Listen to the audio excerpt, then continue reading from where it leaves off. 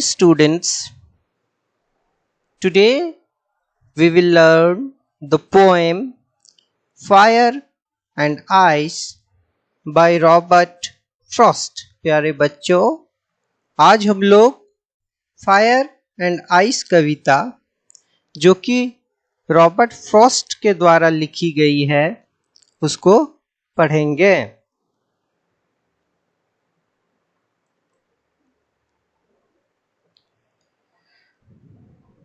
Look at this picture. ये picture को देखो, इसमें फायर एंड आइस लिखा हुआ है। And next again we can see the picture fire, picture of fire and ice. तो ये फायर भी देखो और आइस भी देखो। Next, after seeing this picture I want to ask you some questions before I begin to teach the poem. मैं आपको कविता पढ़ाने से पहले कुछ प्रश्न पूछना चाहता हूँ। Can fire destroy a world? If yes, then how? Can ice destroy a world? Which is more powerful? Yes, you must have guessed the answer according to me. मेरे अनुसार yes, fire can destroy a world. It turns everything into ashes. Yes, ice can also destroy a world. Living beings cannot survive in a very low temperature. The capacity of fire and ice depends on their temperature, area they cover, and their intensity. Both fire and ice in this poem have symbolical meaning. अभी जो हम कविता पढ़ने जा रहे हैं fire and ice, इसमें क्या है कि फायर किस तरह से दुनिया को खत्म कर सकता है, आइस किस तरह से खत्म कर सकता है, इसके बारे में कवि ने चर्चा की है। और फायर एंड आइस का इस कविता में सिंबॉलिकल मीनिंग भी है।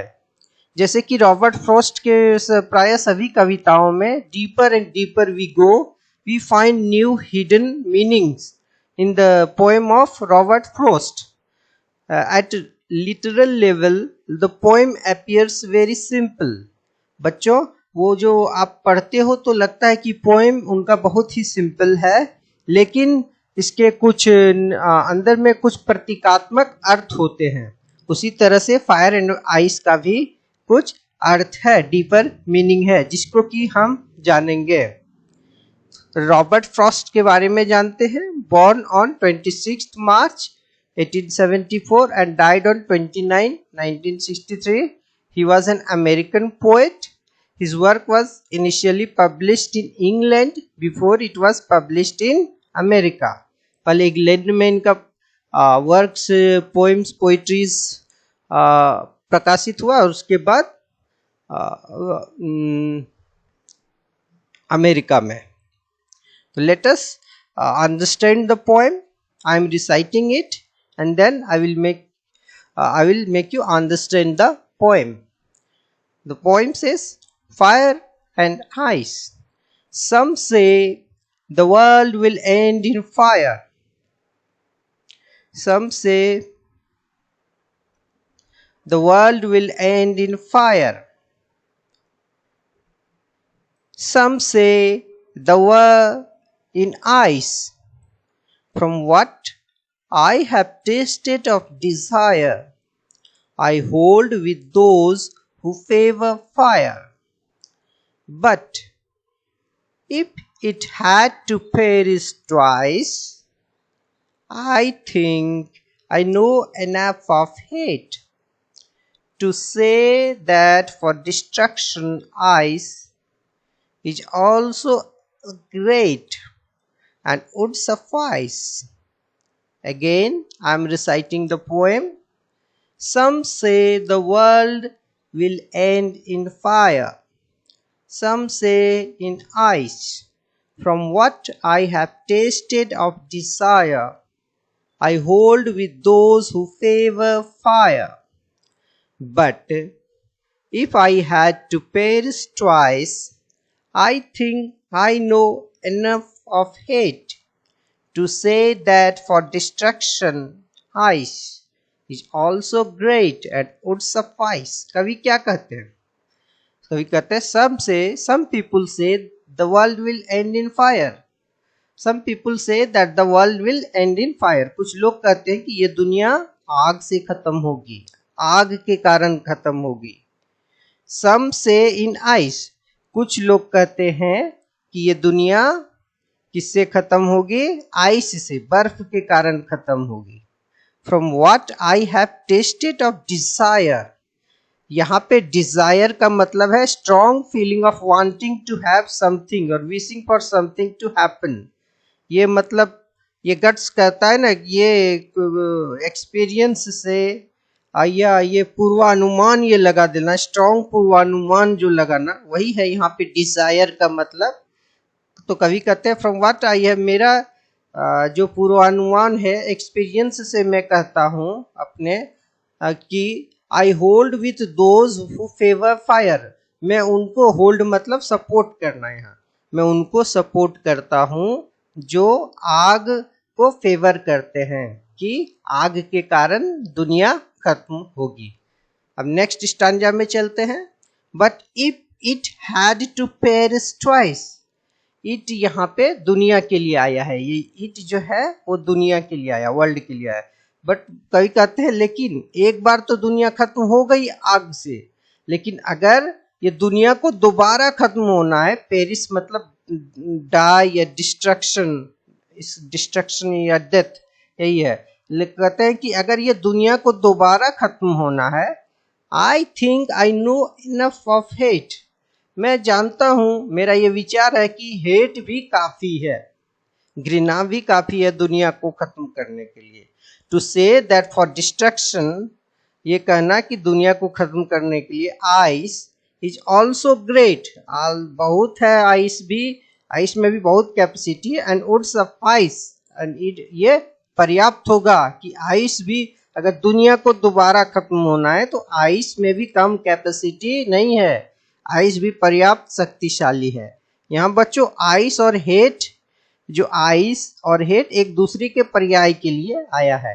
मैंने आपको पहले बोला था कि इसका कविता का सिंबॉलिकल मीनिंग होता है. तो आइस और हेट दोनों एक दूसरे के अर्थ में आए हैं, सिंबॉलिकल. आइस मतलब यहाँ हेट ही है. ठीक है, अब हम नेक्स्ट स्लाइड के आगे बढ़ते हैं. What is the poem all about? Now बच्चों कि ये पोएम किस चीज के बारे में है. मैंने आपको पोएम का रिसाइट किया, पोएम के बारे में समझाया, इसके बैकग्राउंड के बारे में थोड़ा बहुत बताया. Now you tell me and you think, what is the poem all about? According to me, देखो पोएम किस चीज के बारे में है, ये यहाँ पे मैंने लिखा हुआ, इसको ध्यान से. This is also the theme of the poem.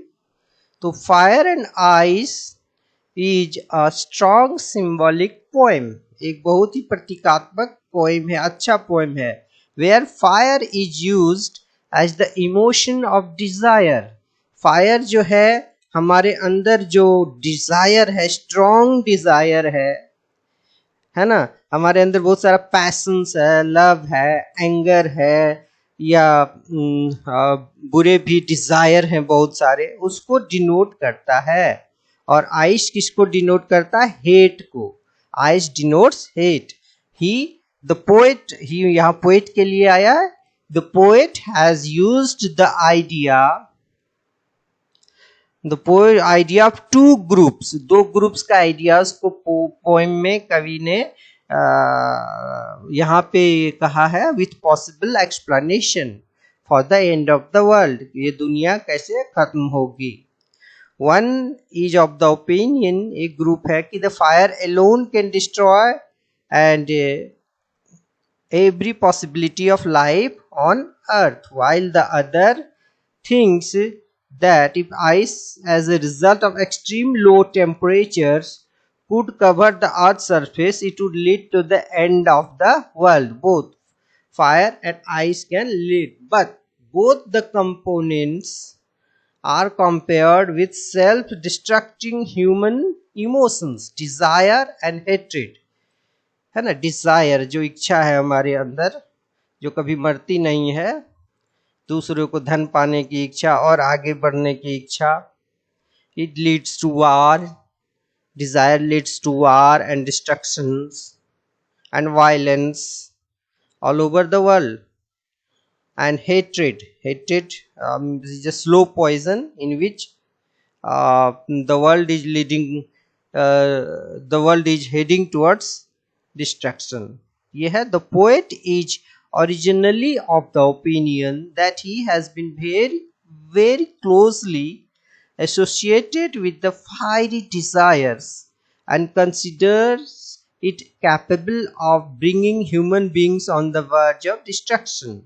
Thus he considered fire as more competent for destruction. Fire को ज्यादा competent मानते हैं डिस्ट्रक्शंस के, लेकिन वो कहते हैं कि आईसी हेट्रेड, अगर दुनिया को दोबारा खत्म होना है तो आईसी हेट्रेड, एक दूसरे से घृणा जो करते हैं, हम सहयोग नहीं करते हैं, टांग खिंचाई करते हैं, तो this is also capable of ruining humans though slowly and steadily.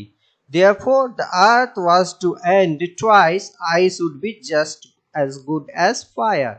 If fire would lead to rapid destruction, ice would lead to silent damage. So this is the main theme of the poem. You can write it. यही है इसका main theme, और इसे symbolical meanings के बारे में हम और आगे चर्चा करते हैं। तो देखो ये सबसे पहले हम इसके क्वेश्चन स्टांजा वाइज एक बार फिर समझने की कोशिश करते हैं।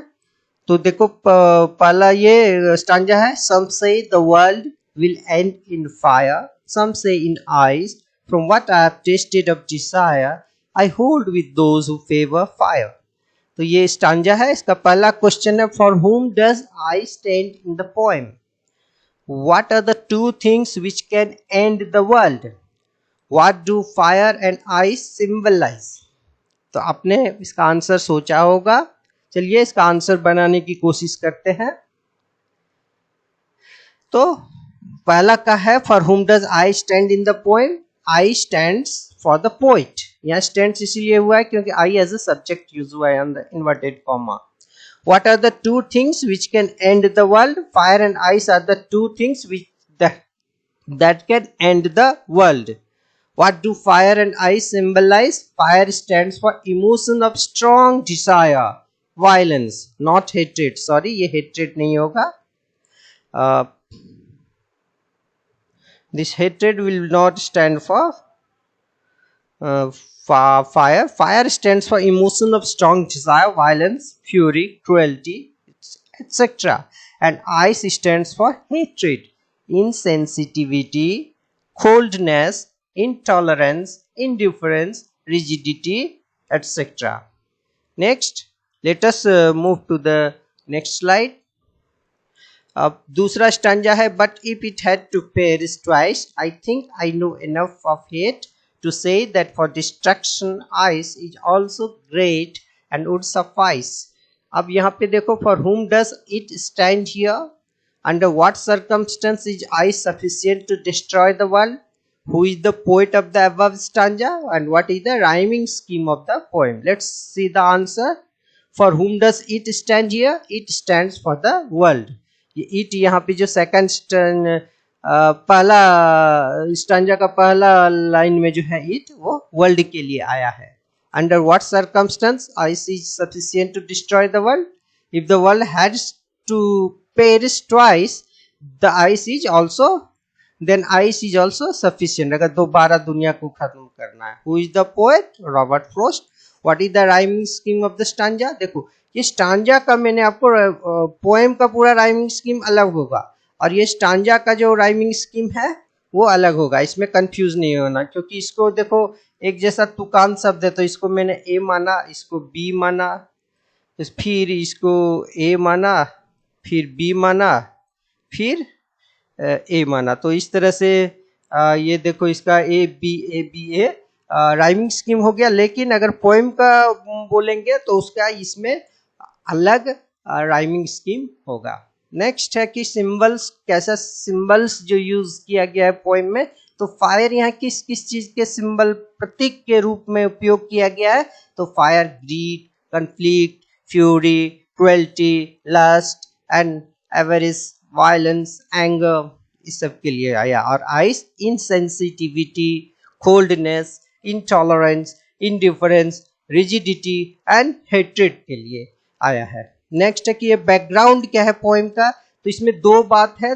सबसे ज्यादा ये पहला जो बैकग्राउंड है, एक पोएम कैसे लिखा गया और कैसे कवि के दिमाग में आया, और इसके जो प्रतीक कहाँ से, फायर एंड आइस का जो प्रतीक कहाँ से लिया गया है, तो ये बोला गया है कि पहला जो इसमें मत है कि ये दांतेस इन्फर्नो, दांते एक कवि हैं अंग्रेजी भाषा के, उन्होंने एक किताब लिखी थी इन्फर्नो, और उसमें उन्होंने ये जिक्र किया था कि जो नरक में जो पापी लोग हैं जो नरक में जाते हैं उनको हेल ऑफ फायर में सबमर्ज किया जाता है। तो ये हेल ऑफ फायर में क्या होता है, फायर का वाल होता है, बीच में आइस रहता है, आइस रहता है पूरा, और आइस में नेक तक उनको पूरा गाड़ के रखा जाता है, जो बुरी आत्मा है, जो पापी लोग हैं उनको रखा जाता है। तो वहीं से ये फायर एंड आइस का कंसेप्ट लिया गया है।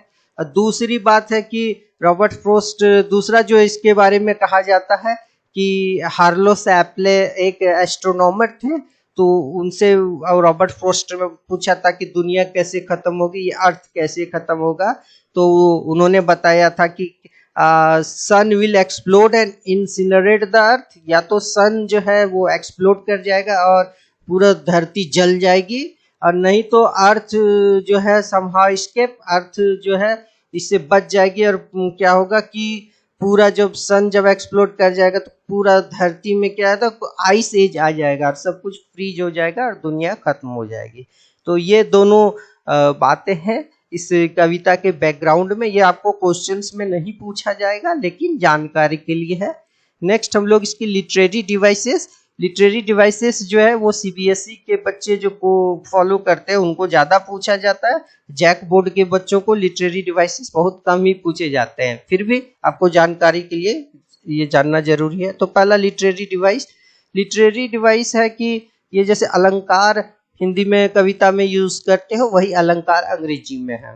तो एसोनेंस है, it is the repetition of Wavell sounds in same line, the repetition is at different word of different words.